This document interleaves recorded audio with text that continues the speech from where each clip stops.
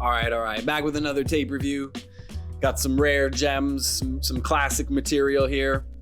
Wanted to start with this tape by Ant Banks, which is a cassette tape single.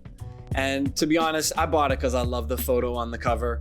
It's a classic jail pose photo, and I just think it's really dope. The lighting is perfect. I love the Menace to Society soundtrack, and I always love the photo.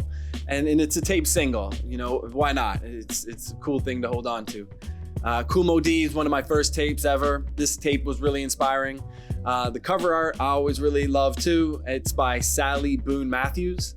That tape is worn off from listening to it too much, but Sally Boone Matthews is a very accomplished artist, and in fact, this cover art here you will also find in the Metropolitan Museum of Art in New York.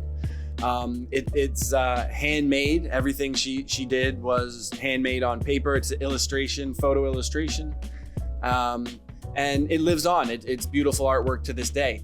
And another really inspiring thing about this album is that it listed books that you should read. And I was always trying to keep up with Kumo D. This dude was real smart. And I figured if I'm gonna continue to listen to this guy, I better, get on this book list. So I started reading books on this list. And, it turned out to be a lifelong love of reading that it inspired in me. I went on to study English at Trent University, and I continue to read to this day. And here's my first copy of Malcolm X, the autobiography of Malcolm X. I've had it a long time. That's my phone number from the 90s. Don't bother calling it. It is not in service. And while I was looking for this book, I found a receipt going way back.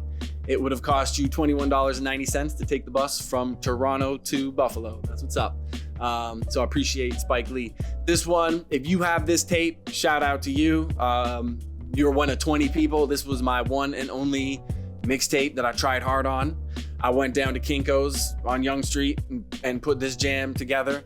It is very shoddy and poorly done. There was 20 of them made and circulated in and around Toronto in the 90s. The music's good. The artwork is garbage. Obviously, it's all handmade. I didn't have access to the tools needed to put together quality shit, and I didn't, obviously. But I wanted to always make stuff. I was always inspired to put work out and create tapes and music and art, no matter what it is. And it started with this tape right here. It was my first one. So shout out to you if you have the tape. Bing bong, I owe you one. Peace.